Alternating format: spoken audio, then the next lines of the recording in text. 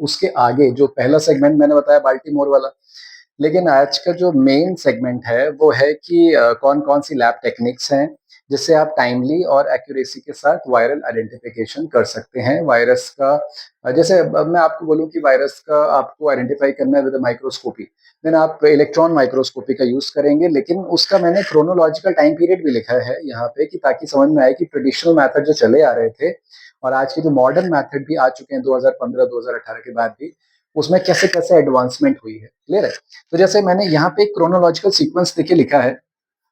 मैंने यहाँ पे देखिए कुछ नाम लिखे हैं like cell culture, animal cell culture method जिसमें हम वायरस को ग्रो करा सकते हैं बिकॉज़ वायरस कभी भी आर्टिफिशियल लैब कंडीशन में ग्रो नहीं करेगा। किसी आर्टिफिशियल लैब कंडीशन जैसे हम बैक्टीरिया को, फंगस को ग्रो करा सकते हैं, वैसे ही वायरस को नहीं करा सकते। उसके लिए एक लिविंग सेल चाहिए, उसके अंदर मल्टीप्लाई करेगा क्योंकि virus is a obligate parasite. Clear है कि नहीं? देन हम सेल कल्चर करते थे और 1948 से ये मेथड चला आ रहा है, तो मोस्ट ट्रेडिशनल मेथड में काउंट होता है ये। और आपने पढ़ा होगा क्लास 11th में कुछ वायरस की डिस्कवरी से रिलेटेड साइंटिस्ट के name like Ivanovsky, like Beijerinck, like Stanley, है ना? तो स्टेनले ने 1935 में वायरस को पहली बार क्रिस्टलाइन फॉर्म में किया था, क्रिस्टलाइज किया था। देन उसके बाद से इलेक्ट्रॉन माइक्रोस्कोपी और ज़्यादा डेवलप हुई और 1950s के बाद से बहुत ज़्यादा एडवांसमेंट आया इलेक्ट्रॉन माइक्रोस्कोपी में in the field of viral research, virology. Clear है कि नहीं? तो देखिए, इसमें एक तो हो गया सेल कल्चर और एक हो गया इलेक्ट्रॉन माइक्रोस्कोपी जिससे हम वायरल आइडेंटिफिकेशन कर सकते हैं, अलग-अलग टाइप के वायरसेस का। लेकिन एक मेथड यहाँ पे 1949 का दिया है मैंने, इस मेथड का नाम है हीम एग्लूटिनिन इन्हिबिशन इन्हिबिशन, हीम एग्लूटिनिन। तो देखिए अब ये जो नाम आता है ना बच्चा अक्सर रटता है या फिर 9th के एक बार बच्चे ने मेरे से पूछा था कि सर एक डिज़ीज़ है उसका नाम है स्वाइन फ्लू या एक डिज़ीज़ है उसका नाम है बर्ड फ्लू। क्लियर है कि नहीं? तो देखिए मैं नाम लिख देता हूँ। स्वाइन फ्लू, क्लियर है? फ्लू है, इन्फ्लुएंजा का फॉर्म है, थोड़े सीवियर फॉर्म हो जाते हैं।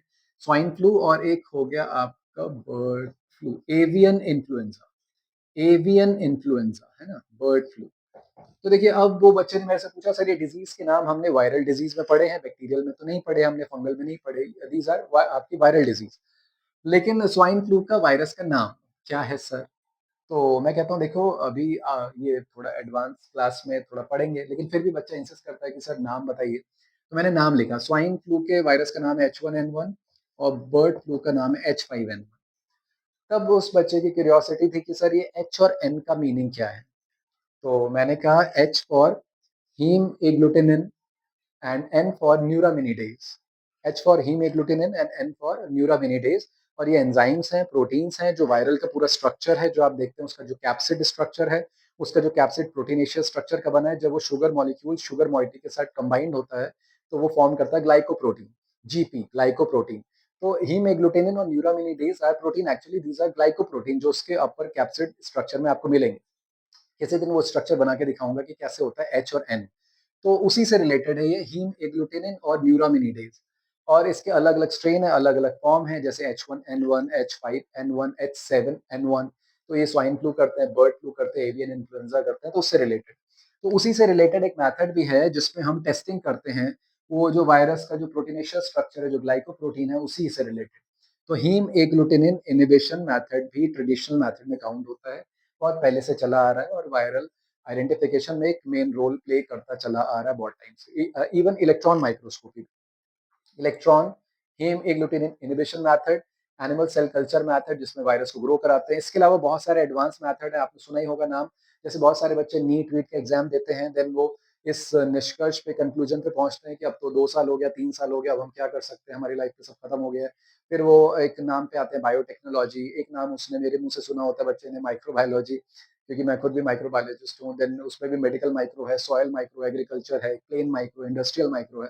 देन उसमें मैं ये भी कहता हूँ भैया नैनो टेक्नोलॉजी भी अच्छी ब्रांच है, बहुत ज़्यादा रिसर्च हो रही है, इसमें भी आप बायो की फील्ड में अप्लाई कर सकते हैं इसको। तो बहुत सारे वायरस के स्ट्रक्चर पे स्टडी आजकल नैनो टेक्नोलॉजी कॉन्सेप्ट पे बेस्ड, और ये आज की साइंस नहीं है, 1960 से चली आ रही है।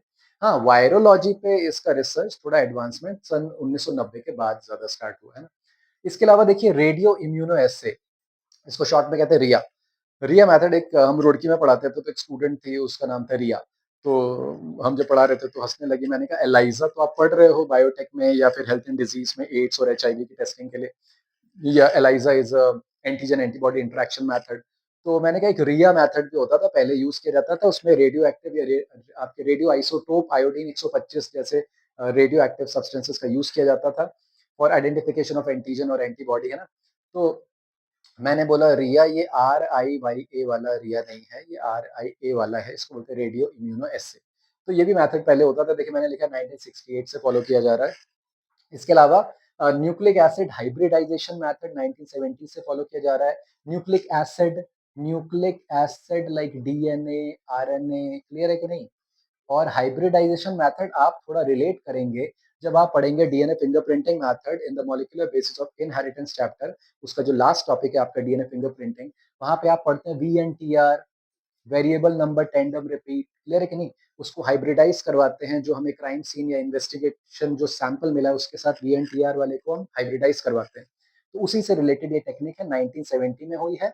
और आप जरा इसको रिलेट कर सकते हैं, 1970 में हमने न्यूक्लिक एसिड हाइब्रिडाइजेशन पे वर्क किया है और 1975 में हमें एक टेक्निक डेवलप होते हुए दिख रही है, सदर्न ब्लॉटिंग टेक्निक, जो उसी डीएनए फिंगरप्रिंटिंग वाले टॉपिक में है कि सदर्न ब्लॉटिंग एनालिसिस से आप डीएनए एनालिसिस करते हैं, जबकि वेस्टर्न ब्लॉटिंग से आप प्रोटीन एनालिसिस करते हैं, जबकि आरएनए आप करते हैं नॉर्दर्न ब्लॉटिंग से, और ईस्टर्न ब्लॉटिंग से आप कार्बोहाइड्रेट और लिपिड मॉलिक्यूल की स्टडी करते हैं। तो सदर्न ब्लॉटिंग टेक्निक देखिए 1975 में डेवलप हुई है। वायरल डीएनए का आइडेंटिफिकेशन एनालिसिस करने के लिए मेथड भी अच्छा है, क्लियर है कि नहीं? तो ये भी आजकल यूज़ किया जा रहा है बहुत टाइम से, और ये जब मैं पढ़ाता हूँ तो कहता हूँ कि एडवर्ड सदर्न नाम के साइंटिस्ट ने डेवलप किया था, इस वजह से इसका नाम है सदर्न ब्लॉटिंग। लेकिन उसके बाद की जो सारी ब्लॉटिंग टेक्निक है वो डायरेक्शन के नाम पे हो गई है, northern blotting, eastern blotting and western blotting.